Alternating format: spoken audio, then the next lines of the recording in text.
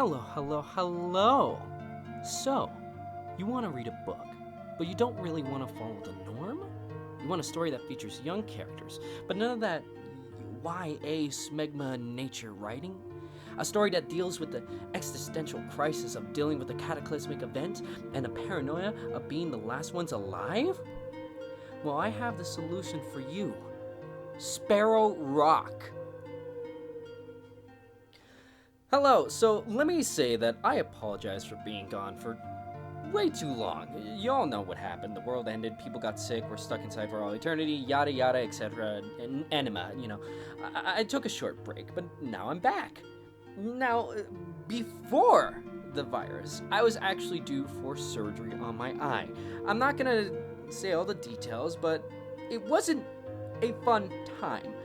Before I started my trip to surgery, I actually picked up a book. The Dark Tower Part 5, something that I have been wanting to read for a while now. Now, of course, I took a break from that one since it was nearly 1,000 pages and my surgery was coming up, so I had 2 weeks to finish this 900 plus page book and an extreme anxiety about my right eye. It wasn't all mixing well with each other, and I was kind of left with, dread, Jesus. Then I remembered about a certain book on my shelf, one I had gotten out of curiosity from an online thrift store. I was looking for books that had to deal with insects, and after watching an anime dealing with giant insects on Netflix, if you know about it, kudos. I had an itch to deal with, and after looking for horror books that deal with insects, I found this novel by Nate Kenyon called Sparrow Rock. A group of high schoolers arrive into a bunker to get high and fucking vibe, but soon find themselves in a horrendous situation as 3 nukes basically annihilate their town. I was immediately hooked, but I didn't want to sink my teeth into the dark book before I had finished the Dark Tower 5. I said dark book, but you know what? We all make mistakes. Now, when my surgery happened and I was stuck with a tight time limit I couldn't really work with, after trying my best to speed past the book, I found myself looking back at Sparrow Rock as it sat on my shelf. I figured, why not try this book out? Just Dark Tower Part 5 was proving too much of a difficult task. My 50 pages a night wasn't going to be really enough because, reading was straining my eye and I couldn't really deal with it. So, as I read through the pages, I found that the book itself read like fucking butter. It felt smooth, natural, and gave me enough imagery to really sink my teeth in. The characters were great for the most part, and I definitely felt the dread of the situation dealt to these poor people. Now, as I say this, I'm ready to really get into it because, I love this book. I love it. Maybe more personally than actually objectively.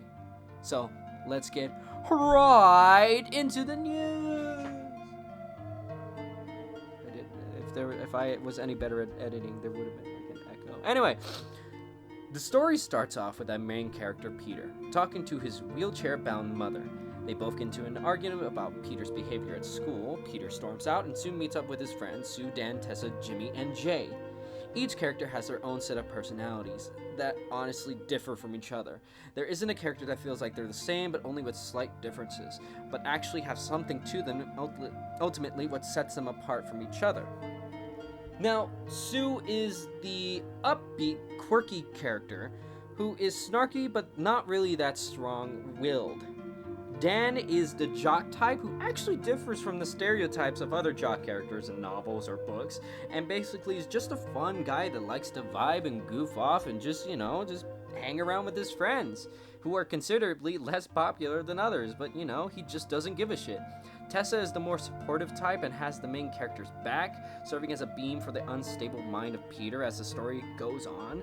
Jimmy is your average nerd, but is more down to earth and into the more weird conspiracy theories on the deep web. He also has a relationship with Sue that is really tested throughout the book. And Jay is your comedic outlet of the group and always has an idea on how to be there for certain people. Unfortunately, he does not know how to read a room and is one of the key things to a certain thing and just kind of, not vibe. Anyway, finally, Peter, our main character, who takes on the more surreal and trippy inner dialogue that helps elevate the book from something more of a bland plotline, as I'll try to get into later. Now they all make their way towards a bunker one afternoon so they can get high as fuck, chill out, and be what teenagers like to be. It goes along like that for a while, but then the room they were in suddenly begins to have its real use. Rumblings outside the bunker scares the teens, so the main character checks quickly, only to be met with 3 gigantic mushroom clouds. He calls the air unnaturally hot, and the colors on the horizon ranging from white, purple, and black. He begins his trek down the bunker to meet with his friends and tell them what he saw. The horror begins as they begin their survival and face unnatural things. Welcome to Sparrow Rock. Let me just say that these characters feel different from each other, and in a good way. Loads of books about teen characters seem to always have some trouble really differentiating from other characters of the same or near age. Mostly the exception is the main characters, but that's because we usually are inside the head of the character, and even then there seems to be a type A, type B, type C set mindset within the protagonists of these other books. One example, Katniss Everdeen, is a character, and don't fucking kill me over this, who doesn't really have anything going on for her personality-wise. She's a blank slate, and there's usually a reason for that. It's so that the reader can project themselves onto this character and fill in the much-needed personality that these characters needs. In the Hunger Games books, Katniss isn't really someone that I would consider good. She's mostly just blank, and her opinions on things are mostly strong, but they're something of more of like, of course you would think that way, you know? She doesn't really have anything going on for her. Now, when I look at the main character of Sparrow Rock, he feels like a human being, a person with actual personality traits that are all tested within the book. He tries his best to really bring humor or break any tension that the group is facing, something along the lines of what Jay does. But while Jay does try to bring humor to the things, his sanity breaks even faster within the book. So he's more of someone that Peter has to really hold on to. Peter and Jay are also super best friends, something I didn't really describe to. He tries his best to really, break any tension that the group is facing. He has his own philosophical views of the situation and tries his best to stay calm. His way of thinking is believable and one of the things that really roped me in. In fact, the other characters are like this as well.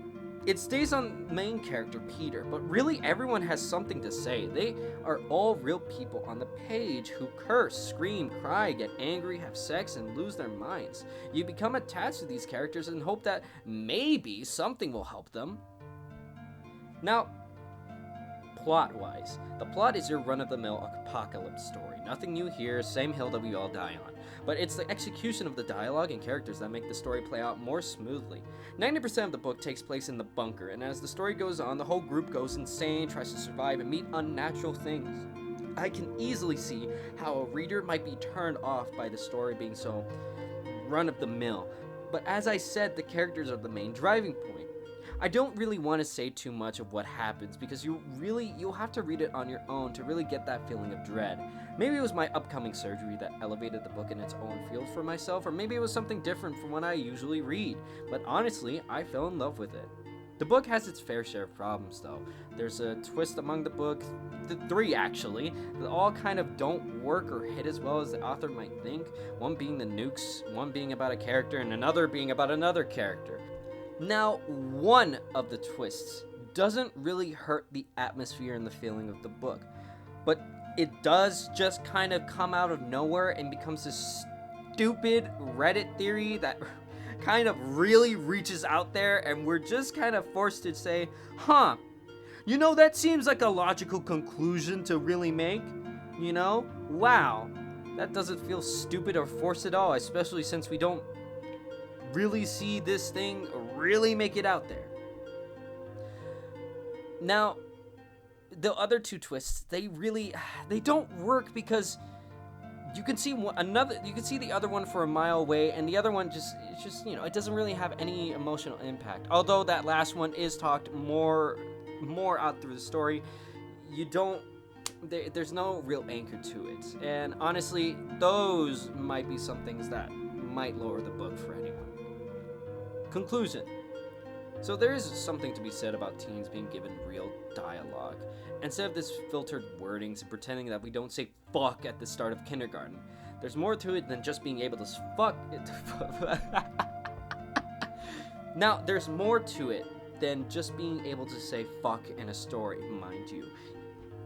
It depends on who says it, how they say it, how frequently they say it, and who they say it to.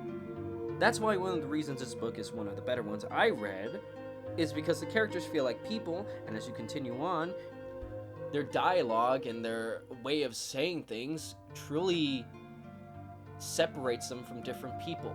And honestly, I know I've been talking about how great their characters are, but that's honestly the main driving point of this novel.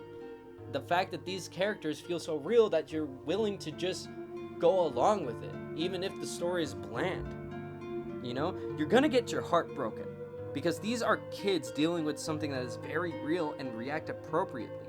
This book is something I personally would highly recommend, and it most likely is gonna go under the radar of so many other readers. This book is character driven, and I'd say pick it up. So, I've been gone for way too long, and I apologize for that. Mainly because I wasn't able to read anything after my surgery, and the only thing I was able to read has been the Sparrow Rock. Now, I am back up and running, and I'm currently reading other books. One for my own personal use, and the other is something that I plan to review on this channel. It'll be a while before I'm able to upload anything, but I appreciate it if you give a like, subscribe, and really share this video out there, because I really want to turn this channel into a really good book review situation, place safe haven type of thing. Anyway, I hope you enjoyed the video, and I peace out with all of you. Bye-bye!